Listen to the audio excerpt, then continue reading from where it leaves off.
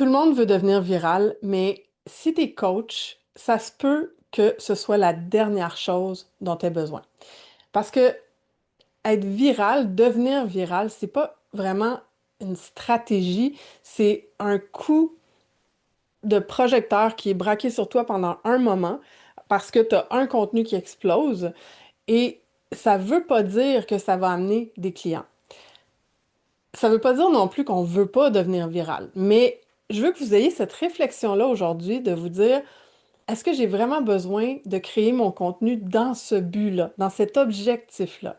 Moi, personnellement, je ne crée pas pour devenir viral et je ne fais pas toutes sortes de simagrées et de trends sur Instagram parce que c'est pas mon objectif en fait. Ce que je veux, c'est attirer à moi des clients qui résonnent avec qui je suis, avec mes valeurs, avec ma façon de travailler et qui ont envie d'aller plus loin en travaillant avec moi après.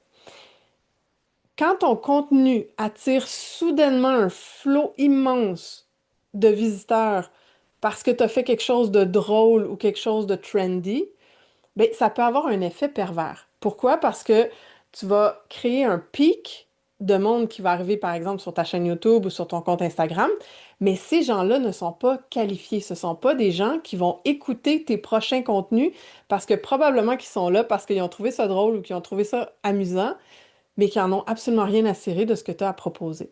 Donc, qu'est-ce qui va arriver? C'est que les prochains contenus que tu vas créer, ta portée va diminuer, tu vas parler dans le vide et tu vas vraiment t'éloigner de ceux que tu veux aider vraiment. L'effet secondaire de la viralité, c'est que ça peut créer aussi énormément de chaos. Et quand on a le goût d'avoir une entreprise minimaliste, ben, on veut pas du chaos. Mais dans quel sens ça amène du chaos, la viralité? Ben, premièrement, c'est qu'il va falloir que tu répondes aux messages. Donc, ça se peut que tu te mettes à avoir plein de commentaires à modérer. Ça se peut que tu aies à te justifier devant des gens qui comprennent pas du tout ce que tu fais. Ça se peut que tu aies des haters. Et c'est pas pour ça que tu t'es lancé. Tu t'es lancé simplement pour aider les gens à se transformer, à évoluer, à se sentir mieux, à grandir leur entreprise, qu'importe la thématique dans laquelle tu accompagnes. À la base, ce que tu veux, c'est une entreprise qui est fluide, puis des contenus qui amènent à toi les clients qui ont envie de travailler avec toi.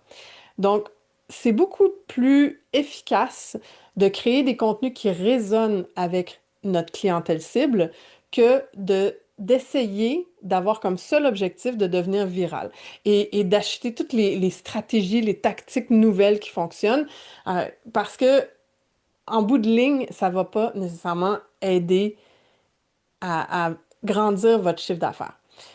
Évidemment, je le répète, ça veut pas dire que c'est pas le fun de devenir viral une fois, c'est bon pour l'ego, ça nous flatte, on est comme oh mon Dieu, j'ai réussi.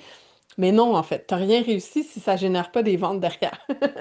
Donc, euh, revenez à plutôt vouloir parler aux bonnes personnes, avoir un message qui résonne avec les gens et laissez faire le côté de vouloir devenir viral parce que vous n'êtes pas un influenceur, vous n'êtes pas là pour avoir des deals avec des marques connues pour vendre des chaussures sur votre prochaine vidéo. C'est pas votre objectif, vous voulez attirer à vous des gens qui ont envie de travailler avec vous, tout simplement.